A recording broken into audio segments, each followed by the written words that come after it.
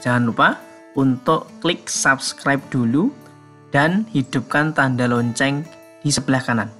Supaya apa? Supaya channel ini terus berkembang dan bisa memberikan informasi terbaik untuk Anda semuanya.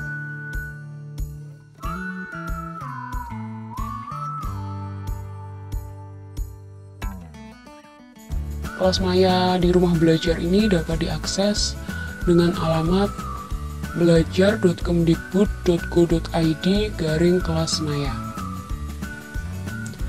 Nah, langsung saja. Kelas maya itu nanti kalau kita membuka portal rumah belajar akan ketemunya di pojok sini sesuai gambar ini, atau bisa diakses tadi di laman ini. Nah, nanti tampilan dari kelas maya rumah belajar itu adalah seperti ini. Kalau Bapak Ibu guru nanti mau mendaftar, akan saya jelaskan pada video berikutnya. Sekarang saya akan menjelaskan mengenai materi pemanfaatan kelas maya. Nah, latar belakang mengapa sih kelas maya itu saat ini sangat dibutuhkan dan sangat potensial untuk sebuah pembelajaran? Nah, seperti ini. Latar belakangnya adalah pengguna internet pada rentang usia 10-24 tahun itu sudah mencapai 18,4% atau 24,4 juta dari 256,2 juta jiwa.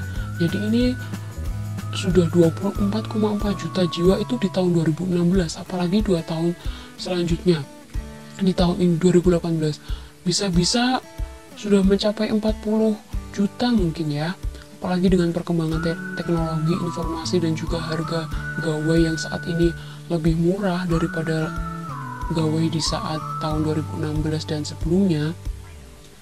Bisa disinyalir bahwasanya pengguna internet tahun 2018 ini, terutama di rentang usia 10-24 tahun ini pasti meningkat.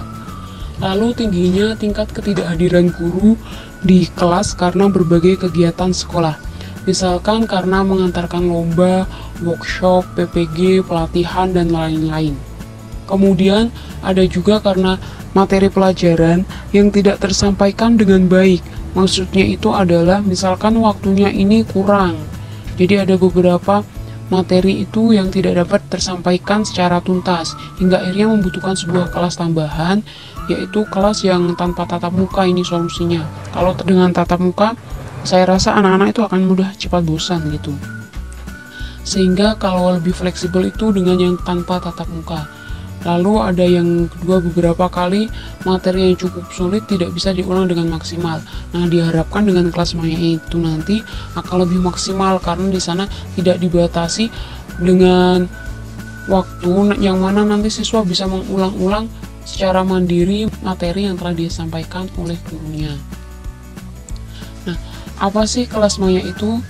Kelas maya merupakan sebuah learning management system atau LMS atau juga sistem manajemen pembelajaran, yaitu sebuah sistem aplikasi perangkat lunak berbasis stick. Nah, perangkat ini pun berguna untuk merencanakan, melaksanakan, dan menilai proses dan produk belajar siswa. Lebih dari itu, sistem ini berguna untuk meningkatkan sistem perbaikan mutu pembelajaran secara berkelanjutan. Jadi tidak hanya hari ini saja selesai, tapi bisa digunakan pada 1 semester atau mungkin pada 1 tahun, tergantung kelas itu mau sampai berapa lama waktunya dibuat. Lalu kelas maya berbasis LMS ini dikembangkan khusus untuk memfasilitasi terjadinya pembelajaran online atau daring antara siswa dan guru kapan saja dan di mana saja. Strategi pembelajaran di kelas maya bersifat konstruktivistik, menuntut pembelajaran aktif dan berpusat pada siswa untuk mendorong keterampilan siswa.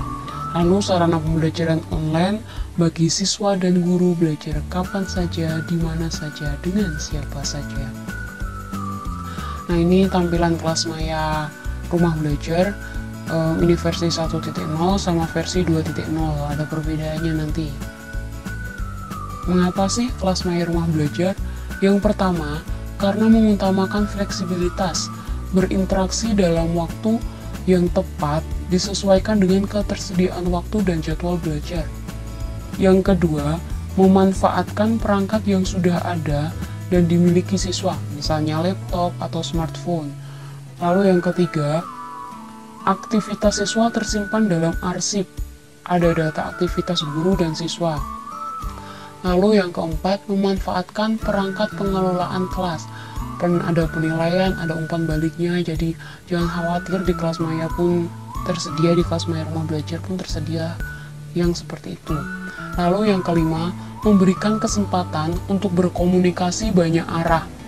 Karena di dalam kelas maya itu disediakan sebuah forum diskusi yang mana nanti guru dan siswa bisa bertanya jawab dengan forum diskusi tersebut. Lalu siswa belajar sesuai dengan kecepatan masing-masing. Karena materi ajar di sini bisa diulang-ulang sehingga siswa itu mampu belajar sesuai dengan kemampuan dan kecepatannya. Misalkan tidak paham pada kegiatan belajar 1 atau pada materi 1. Nah, besoknya siswa masih bisa mengulang pada kegiatan belajar 1 meskipun dia sudah berada pada kegiatan belajar 2 atau pada materi ajar yang kedua. Lalu yang ketujuh, guru dapat mengontrol aktivitas siswa meskipun tidak di tempat yang sama. Karena di sini ada salah satu menu, yaitu menu aktivitas pengguna, yang mana guru ini nanti bisa melihat aktivitas siswa dan mengontrol aktivitas siswa meskipun tidak berada di tempat yang sama. Lalu potensi pemanfaatan kelas maya untuk apa aja sih? Nah, ini yang pertama, sebagai pengganti kelas tatap muka. Misalkan materi di kelas itu belum tersampaikan secara penuh. Ada beberapa materi itu yang memang membutuhkan penjelasan lebih lama, sedangkan waktu pembelajaran itu tidak bisa mencukupinya. Nah, untuk itu kelas maya dapat dimanfaatkan untuk pengganti kelas tatap muka. Yang kedua, sarana untuk membantu ketercapaian ketuntasan belajar. Ini mungkin bagi siswa yang belum tuntas bisa diberikan sebuah kelas tambahan dengan kelas maya ini dengan waktu meskipun tidak tatap muka di kelas. Lalu yang ketiga, kelas tambahan. Saat siswa SMK melakukan prakerin atau magang industri, siswa SMK ini tidak akan belajar di sekolah selama kurang lebih 4 bulan, maka diperlukan kelas tambahan.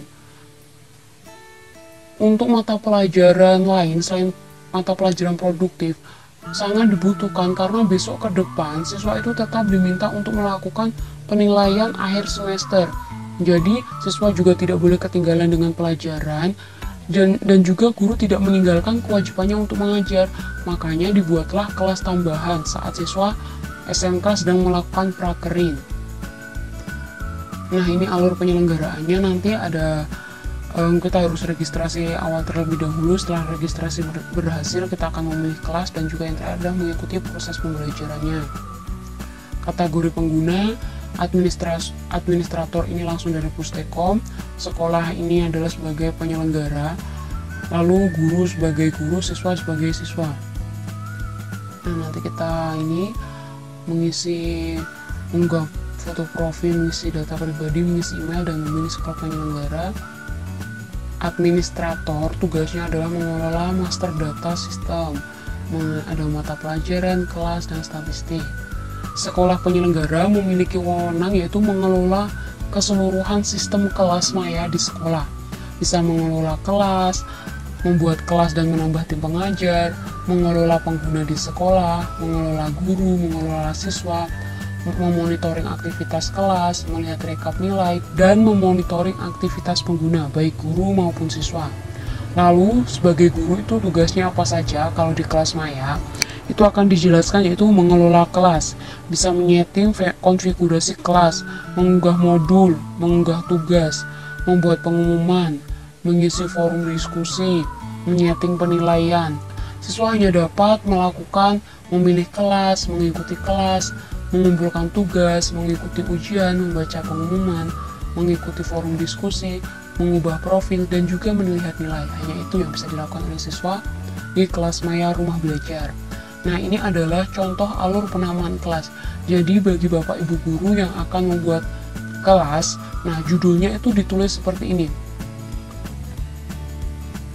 Matematika 10 MIPA 1 ganjil diambil dari sini. Mapel, kemudian kelas, jurusan, rombelnya apa, semester, kemudian hasil akhirnya seperti ini. Nah, semester ini bisa Bapak Ibu guru sesuaikan. Misalkan Bapak Ibu guru ingin membuat kelas itu selama 1 semester, berarti semester ganjil atau semester genap. Atau kalau Bapak Ibu guru ingin membuat kelas itu hanya untuk bulan Oktober, berarti bisa panjenengan, bisa Bapak Ibu guru ganti dengan matematika 10 MIPA 1 Oktober boleh, atau Bapak Ibu guru ingin menggunakan dalam 1 tahun, berarti matematika 10 MIPA 2018-2019 boleh. Ya, saya sarankan membuatnya selama 1 semester.